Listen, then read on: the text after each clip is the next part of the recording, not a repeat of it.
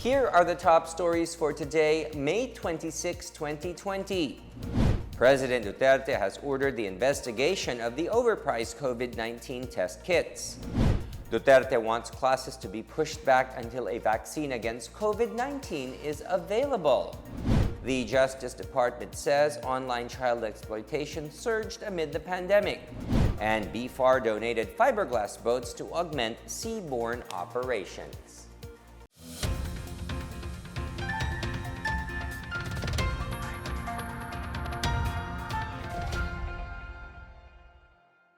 Good day, I'm William Theo. Welcome to the PNA Newsroom. President Rodrigo Duterte said he would take full responsibility for the purchase of medical supplies. He also ordered the NBI to investigate the overpriced test kits. More on this from Rom Dulfo. President Duterte says he would take full responsibility for ordering the immediate procurement of medical supplies used in the government's fight against the COVID-19 health crisis.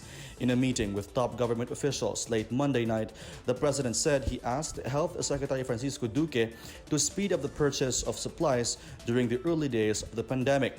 The president said he had to make a decision rather than stay boxed in a corner. On the issue of overpricing, President Duterte has ordered the National Bureau of Investigation, or NBI, to investigate very carefully the overpricing of COVID-19 testing kits by a local supplier. He also warned businessmen against hoarding, saying the national government would act accordingly and tackle the issue in a legal manner. Earlier, former Health Secretary, now Iloilo Representative Janet Garin, called on the president to order an investigation of a very enterprising couple for being linked to the overpricing of COVID-19 testing kits and machines. Garin claims the couple has been operating to make it difficult for the private sector to access testing equipment and supplies unless they agree to purchase overpriced testing materials from them. She adds the couple has been allegedly hoarding testing kits and had exclusive distributorship privilege. Duque said he did not personally know the couple, identified as Van William and Emily Ko. Budget Undersecretary Lloyd Lau said the cause owns Omnibus Corporation, distributor of Sansure Biotech. He said Omnibus did not win the bidding because they were selling equipment and supplies at a higher price. Presidential spokesperson Harry Roque says profiteering can be penalized under the Price Act and Bayanihan Law. NBI should study the matter very, very carefully. Kasi alam mo, itong mga negosyanteng to. Meanwhile, President Duterte gave Duque advice on how to handle criticism after the latter's statement that the country is now experiencing its second wave of COVID-19 infections. Alam mo, huwag ka masyadong touchy sa mga issues because always there will be pro and cons. Pakinggan na lang natin because this is a democracy. Kaya lang, but democracy, there is the favor of attacks. Issues plus attacking the guy personally. President Duterte asked Duque to explain which wave of infection the country was currently in. Secretary Duque told President Duterte that the country is still on the first major wave of sustained community transmission. He explains his earlier pronouncement about the country being on the second wave was based on an article that was published by epidemiologist Dr. John Wong, who sits as one of the expert advisors of the Interagency Task Force on Emerging Infectious Diseases. As an epidemiologist, a top epidemiologist, he considers that the three first cases in the Philippines, although imported, would represent a minor wave. Tapos nagkaroon po tayo ng lull of about a month, the whole of February, and then March, nagkaroon tayo ng mga umpisang reported cases. For the PNA Newsroom, I'm Rom Dulfo. President Duterte believes the opening of classes should be pushed back until a vaccine that could protect persons against COVID-19 would be developed. Duterte said it was useless to talk about the opening of classes, particularly holding it face-to-face without a vaccine, because it would endanger the lives of students. He said allowing students to return to school without getting vaccinated would spell disaster. I will not allow the opening of classes na magdikit-dikit yung mga bata. Bahala na hindi na makatapos. For this generation, wala na matapos na doktor pati engineer. Unless I am sure that they are really safe. It's useless to be talking about opening of classes. That's probably man. Para sa akin, bakuna muna. Pag nandyan ang bakuna, okay na. The president said he was hopeful that a vaccine could be developed before the year ends. Earlier, presidential spokesperson Harry Roque said there is still a chance for the school opening to change depending on the country's rate of infection. He said Congress may amend the law to move the schedule of the opening of classes. The national government is now allowing mass gatherings for the provision of critical government services and authorized humanitarian activities. Under the latest IATF-ED guidelines, only selected mass gatherings are allowed in all levels of community quarantine, including GCQ and modified GCQ. Religious gatherings in areas under MECQ shall be limited to 5 persons, while religious gatherings in areas under GCQ are limited to 10 persons. Limited operations in malls and shopping centers are also allowed in areas under MECQ and GCQ, except for leisure establishments and services which will continue to be closed. Roque urged the public to continue taking precautions against the coronavirus disease 2019 despite relaxed quarantine protocols. He urged the public to continue practicing safe physical distancing, wearing face masks, and good hygiene, stressing that these precautions will be part of the new normal until a vaccine against COVID-19 is developed. The country's COVID-19 national testing capacity is now at 32,000 tests a day. In a statement, presidential spokesperson Harry Roque clarifies that he was referring to our national testing capacity, which is now at a 32,000 a day capacity. He earlier mentioned that we have already conducted and surpassed the 30,000 target last May 20th. Roque said the country surpassed its goal by having the capacity to conduct 32,100 polymerase chain reaction tests since May 20. Citing government infographics, Roque said the country's national testing capacity has increased 6 times from 5,000 on April 15 to 32,100 on May 20. He attributed the enhanced national testing capacity to the Trace, Test, Treat, or T3 program, which targets to ramp up testing capacity to 30,000 tests per day by putting up more swabbing centers and laboratory testing centers in strategic parts of the country. He said the next step is to improve the efficiency so that our laboratories are capable of using that capacity to the highest level possible. The Department of Trade and Industry, or DTI, and the National Task Force Against COVID-19 inspect salons, barbershops, and restaurants to plan on how to implement health protocols. Meanwhile, LGUs are urged to establish bike lanes. More on these from Marita Moay. DTI Secretary Ramon Lopez and National Task Force Against COVID-19 Chief Implementer Secretary Carlito Galvez conducted health and safety protocol demonstrations of 3 salons and barbershops. This is to check if they can be well equipped to reopen considering the close contact between barbers and customers. Lopez and Galvez said they will recommend to the IATF an extra set of special guidelines for these sectors and have either an accreditation system or a strict operations audit procedure upon reopening. Meanwhile, Malacanang on Monday urged local government units to establish bike lanes in their respective localities due to limited public transportation. Public transportation is temporarily suspended in areas under ECQ and modified ECQ. In other news, the Quezon City government extended its condolences to the family of a 13-year-old girl in Barangay Obrero who died when their house reportedly fell into the waterway on Monday. Aside from the victim, 2 other children and their grandmother are in critical condition at the East Avenue Medical Center. The victim's family was among the 47 families previously recommended by the city for relocation, but was temporarily suspended because of the coronavirus pandemic. The local government said it will extend all the necessary assistance to the family of the victim and to those affected by the incident, which includes burial and hospitalization expenses. For the PNA Newsroom, I'm Marita Moahe. Still to come, the government eyes the implementation of a barangay-based lockdown by June. And the Justice Department says online child exploitation surged amid the pandemic. More on these when the PNA Newsroom continues.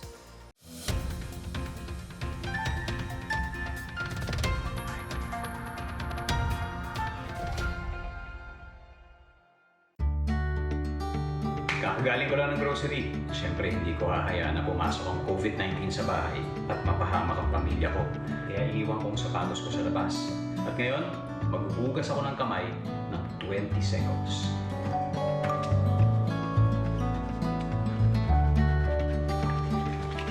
O ayan, wala na ang virus. Tandaan, buhay ng pamilya natin na nakasalalay. Let's heal as one. Alam niyo ba na pumapasok ang COVID-19 sa ating katawan sa pamamagitan ng mata, ilong at bibig? Kaya lagi kaming conscious dito sa bahay kapag umuubo kami. Lagi kami naghuhugas ng kamay in 20 seconds. Pag lumalabas kami, lagi namin suot ang mask. Lagi lang natin tatandaan mga mamshi. Buhay ng pamilya natin ang nakasalalay dito. Let's heal as one. Alamin ang tamang paraan ng pag-ubo upang mapigilan ang paglaganap ng Coronavirus Disease 2019. Ugaliing magdala ng panyo o tissue. Kung uubo o babahing, takpan ang buong ilong at bibig gamit ang panyo o tissue. Kung walang dalang panyo o tissue, maaaring gamitin ang braso na pantakip. Kung nakararamdam na kailangan umubo o bumahing, agad na dumistansya sa mga tao sa paligid. Huwag dumura kung saan-saan, gumamit ng tissue at itapon sa basurahan. Ugaliin ang paghuhugas ng kamay at paggamit ng alcohol o hand sanitizer upang mamatay ang mikrobyo. Basta't sama-sama at laging handa, kaya natin to! Isang paalala mula sa DOH, PCOO, KBP at ng himpilang ito.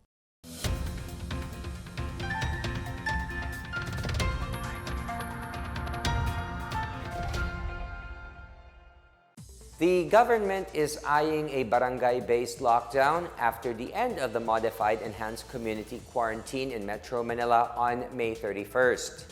Interior Secretary Eduardo Año said on Monday, villages identified as critical zones or with many cases of COVID-19 could be placed under lockdown. Nearby villages are called containment zones, and the ones with no cases of COVID-19 are the buffer zones. Buffer zone villages could ease the restriction on the movement of the people and open some business establishments. Año said the lockdown could be implemented to smaller units such as subdivisions and neighborhoods. He said strict rules will be implemented in these areas once they are under total lockdown, meaning no one will be allowed to enter and exit.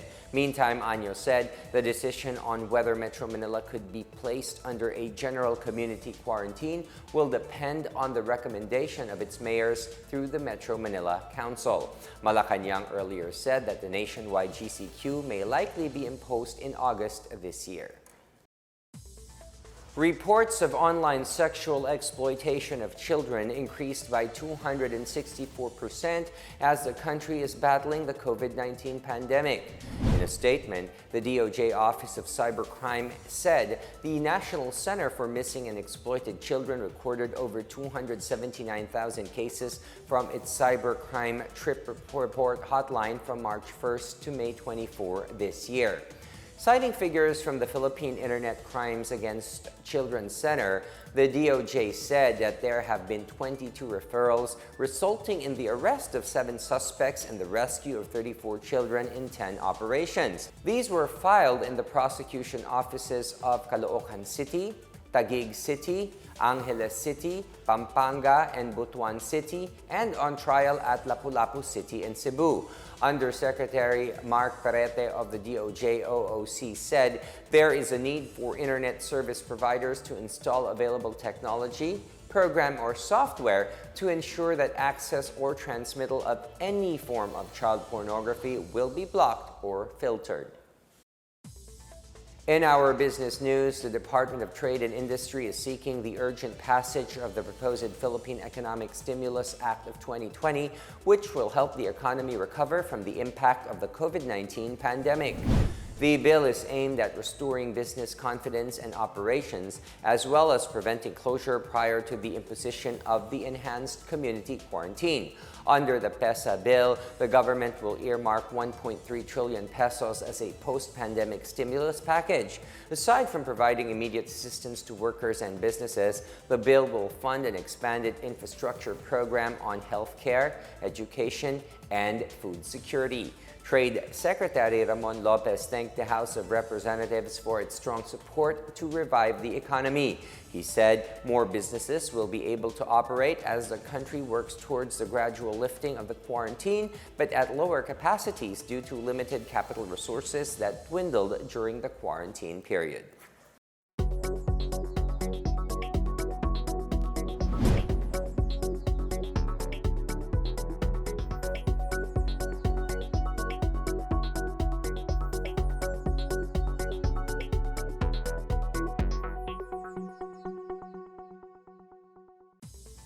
The Department of Labor and Employment will distribute livelihood assistance kits to 400 vendors in Cebu City who have been displaced due to the continuing enhanced community quarantine.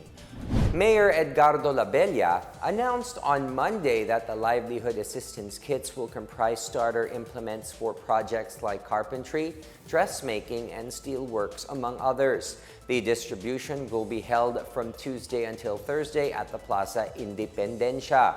In order to ensure safe physical distancing, the prevention, restoration, order, beautification, and enhancement team of the Cebu City Hall will only cater to 100 vendor beneficiaries per day. The remaining 100 vendors who are senior citizens will get their livelihood kits on Friday. Vendors are reminded to observe the strict protocols of the Department of Health and the city government in receiving their livelihood kits. Local government units continue to welcome residents and overseas Filipino workers who were previously stranded as provinces went under quarantine due to the COVID-19 pandemic. The provincial government of Bohol has welcomed more than 300 Boholanos who returned from abroad, Metro Manila, and Cebu after being stranded since the province was placed under quarantine. This as 69 overseas Filipino workers and 3 locally stranded individuals, or LSIs, arrived on Sunday in Bohol. Governor Arthur Yap said the municipalities are now preparing more isolation centers for returning Boholanos. Last May 21, the municipality of Buena Vista opened a 2 million peso central isolation center in preparation for the homecoming of Boholano LSIs from Cebu. Meanwhile, the Tourism Department has facilitated the return of 38 LSIs to Zamboanga del Sur. The LSIs were sent home Sunday to their families through buses bound for Pagadian City. They were sent back home after they complied with the requirements for the departure, such as a medical clearance certificate, travel authority, and certificate of acceptance from the receiving local government unit. The DOT advised all remaining outbound stranded individuals here to coordinate with them in order to avail of the assistance in returning to the respective provinces. In Davao City, Mayor Sara Duterte said the Land Transportation Franchising and Regulatory Board in Davao Region excluded the city among local government units permitted to resume bus operations because other LGUs would not grant entry for this city's residents. Duterte said the city has prepared all the necessary health screening systems needed for people who are coming in the city since the implementation of the enhanced community quarantine. In a previous interview, Sara requested other LGUs to grant access to people coming from other regions who wanted to come into the city. She said some LGUs agreed in a meeting on Friday, May 22, that they will soon allow people to come in as soon as they have set up the respective health screening systems. For the PNA Newsroom, I'm Rom Dulfo. Up next, FIVOC said Mayon's crater glow and rumbling signify normal behavior. And BFAR donated fiberglass boats to augment seaborne operations. The PNA Newsroom returns after these reminders.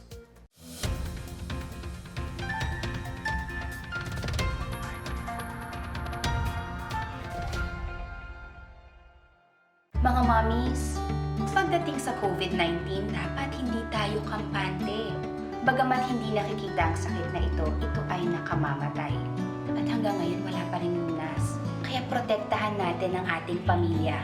Laging maghugas ng kamay, huwag hahawakan ng mukha. at manatili sa bahay para makaiwas sa sakit na ito. Tandaan, buhay ng pamilya natin ang nakasalalay dito. Let's hear this one. Hi, Caps! Kamusta? Well, ito dahil sa COVID-19, medyo stressed. Okay lang yan, Caps. Napagdaanan ko din yan. Ano kaya pwede natin gawin, no? Kung nararamdaman mo na gulong-gulo ka na sa mga naririnig mo, sa mga nababasa mo, mag-pause ka muna, saka ka huminga ng malalim. Buti na lang tumawag ka. Iba talaga pag may nangangamusta. A strong body starts with a strong mind. Tama. Let's heal as one.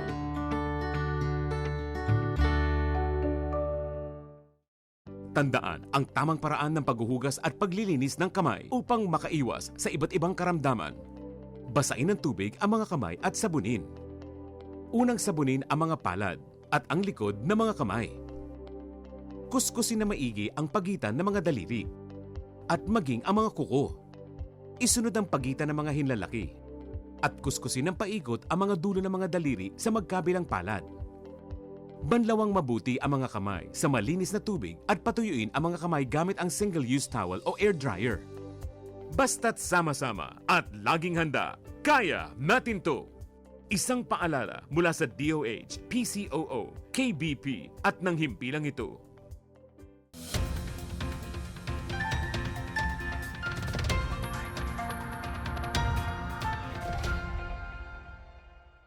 The Philippine Institute of Volcanology and Seismology on Monday allayed fears of increased signs of abnormalities by Mayon volcano. PHIVOLC's director Dr. Renato Solidum said, "The crater glow and rumbling sounds signify normal behavior and only show that the volcano is still under alert level 2. Mayon volcano has been under the same alert level since February 2019. Solidum said there has been no significant consideration that the volcano's state of moderate unrest has intensified. PHIVOLC seismic monitoring network recorded one volcanic earthquake during the 24-hour observation period. Weak to moderate emission of white steam-laden plumes was also observed. Meantime, entry into Mayon's 6-kilometer radius permanent danger zone and the precautionary 7-kilometer radius extended danger zone is still strictly prohibited. Up to 5 billion pesos is at stake for researchers and technologies that would help the economy adapt to the new normal after the COVID-19 pandemic. Researchers from the academe, research and development institutions, as well as Filipino private companies, are invited to send proposals to the DOST under the agency's Cradle Challenge. Undersecretary Rowena Cristina Guevara said, under the Cradle Challenge, researchers would collaborate and formulate scientific and technical solutions that would shape the new normal for businesses. Under the DOST's Cradle program, researchers should partner with at least one Filipino private company and commit to adopting the technology. This June, interested researchers may send proposals under 4 themes, namely sustainable supply and logistics, product of the new normal, reinventing the workplace, and services that transcend boundaries. The DOST has given priority to 7 sectors such as pharmaceuticals, natural products, medical devices, information communication technology, innovative food industries, animal health and livestock, and plants and crops. Interested individuals may fill out the application form online via the DOST Project Management Information System website. And in our foreign news, the whole of Japan is no longer under the state of emergency. This after Prime Minister Shinzo Abe on Monday announced the lifting of the state of emergency in 5 remaining prefectures. These areas are Kanagawa, Chiba, and Saitama, as well as Hokkaido in northern Japan. Abe earlier lifted the state of emergency in 42 other prefectures. Citizens are now allowed to go out freely without restrictions and businesses to resume operations with the fresh decision. Japan had imposed a state of emergency early last month for 1 month to combat COVID-19 and later extended it until May 31st. The Bureau of Fisheries and Aquatic Resources and the Philippine Coast Guard are strengthening their operations to aid fisherfolk in Lanao del Norte as they continue to contend with the COVID-19 pandemic. The Bureau of Fisheries and Aquatic Resources Lanao del Norte turned over 3 sets of fiberglass boats to the Philippine Coast Guard to heighten its drive against illegal fishing in the Panguil Bay area. Complete with accessories and diesel-operated marine engines, these boats are to be augmented for PCG seaborne operations. Ito pong project kasi ng Bureau of Fisheries and Aquatic Resources na pamimigay ng fiberglass boat instead of wooden ay pangmatagalan. This is a 32-footer FRP boat or fiberglass reinforced plastic boat at ang kanyang engine po kasama na one of the accessories ng fiberglass boat na ito ay yung 18 marine engine, then kasama po yung ibang accessories na para after the turnover magiging operational agad. PCG Lanao del Norte Commanding Officer thanked BFAR for the said vessels. Itong fiberglass na to ay malaking tulong po sa amin sa Coast Guard, katulad ng mga pagpatrolya natin at pagbantay sa ating mga karagatan. Nagbibigay po kami ng assurance na from time to time or araw-araw mapaigting natin ang pagbabantay sa ating mga karagatan para sa ating mga illegalista at saka yung mga hindi sumusunod sa mga protocols at procedures sa ating krisis na kinakaharap ngayon ay ang COVID-19. Aside from intensifying maritime law, both agencies help to fisher folks who are affected by the crisis caused by the COVID-19 pandemic. Recently, they handed over tilapia fingerlings to fish farmers and relief aid to 100 sailing fishermen from donations they gathered. Nakagawa tayo ng mga 100 na pack na pinamimigay sa ating mga mangingisda. Ang mga laman nito ay may 3 kilo na bigas, may mga noodles, may mga kanton at klase-klase pong dilata. For PNA Newsroom, Christine Lynn Viajante of PIA Ligan City Information Center. Let's now check the updates on the COVID-19 pandemic from the Department of Health.